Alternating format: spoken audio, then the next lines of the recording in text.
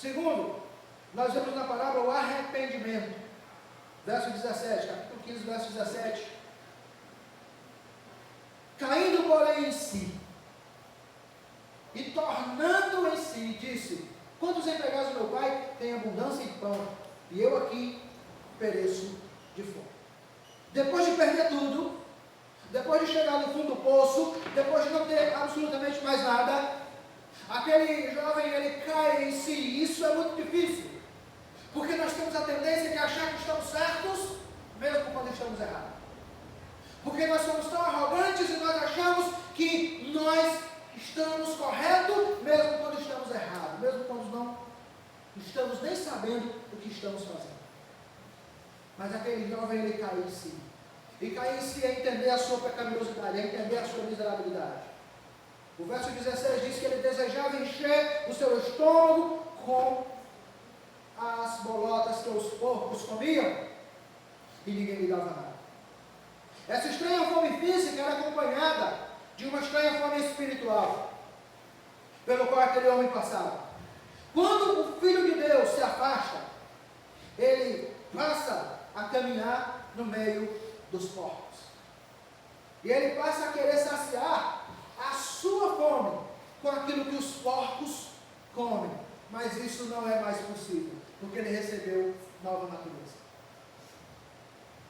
Se você era uma pessoa que vivia no mundo do pecado, e agora você foi resgatado das trevas para a sua maravilhosa luz, e você quer agora sentir a mesma alegria que os ímpios sentiam, você não consegue mais. Você está lá no meio deles, e você está se sentindo fora deles. De repente, digamos aí que algum de nós decida: não, esse ano eu vou, esse ano que vem eu vou pular carnaval. Você não vai sentir alimento ali. Você pode estar lá no meio deles, mas você vai estar vazio. Porque comida de porco só alimenta porco.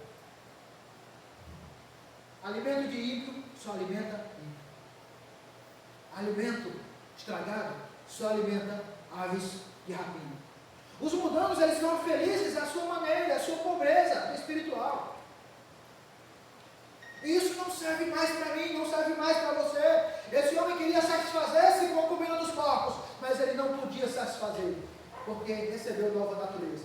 Mesmo afastado de Deus, ele tinha uma nova natureza.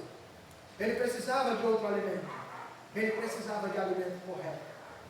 E muitas vezes nós estamos querendo nos alimentarmos com aquilo que Deus não estabeleceu para a nossa vida, para as nossas almas. Deixe que os ímpios se alimentem com os seus pecados. Deixe que os ímpios se alimentem com a sua devassidão. Deixe que os ímpios se alimentem com a sua prostituição. Deixe que os ímpios se alimentem com os seus pecados, com as suas dores, com as suas enfermidades espirituais. Mas se você for para lá, aquele alimento não vai servir para você. Aquele alimento não vai saciar a tua fome, porque a tua fome é fome de Deus. E Deus não está lá. A sua fome é fome da presença de Deus, e Deus não está lá. A sua fome é fome de estar com o Criador, e o Criador não está lá.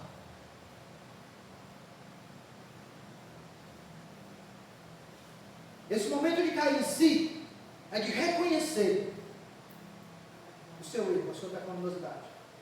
Quem cai em si e reconhece, de fato se arrepende e volta. Verso 18, ele toma uma decisão: levantar-me-ei e irei ter com meu pai, e dir-lhe-ei: Pai, pequei contra os céus e perante ti. Todo pecado que eu cometo, primeiro é o pecado contra Deus. O resultado do pecado é que afeta a nossa caminhada. Quando eu peco, primeiro eu peco contra Deus. E aí o resultado é que vai destruindo a minha vida. Ele enfrentou, afinal, a sua miséria. Ele reconheceu o seu erro. Ele reconheceu que precisava voltar para Deus. Ele reconheceu que precisava da graça de Deus. Ele reconheceu que precisava estar na presença de Deus. Ele reconhece a sua miséria. Qual é a tua miséria? O que tem destruído teu casamento? O que tem destruído tuas finanças? O que tem destruído teus relacionamentos?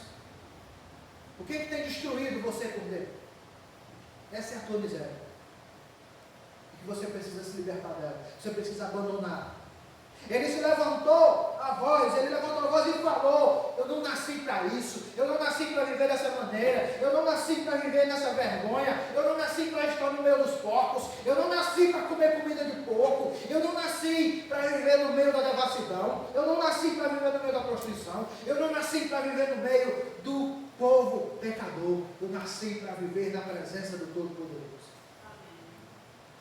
Esse homem entendeu isso. E muitas vezes nós precisamos ter a mesma compreensão e nos voltarmos para Deus. E ao reconhecer, ele se levanta e ele dá o primeiro passo em direção ao retorno para a casa de Deus. Ele dá agora o primeiro passo, o retorno para o seu lar, que é de fato a presença do Deus Todo-Poderoso. Só que a história não termina nesse momento. A história não termina na decisão. Ele cai em si, decide voltar. E a Bíblia diz que o pai o viu de longe. Não importa a distância que você esteja de Deus, Ele está te vendo.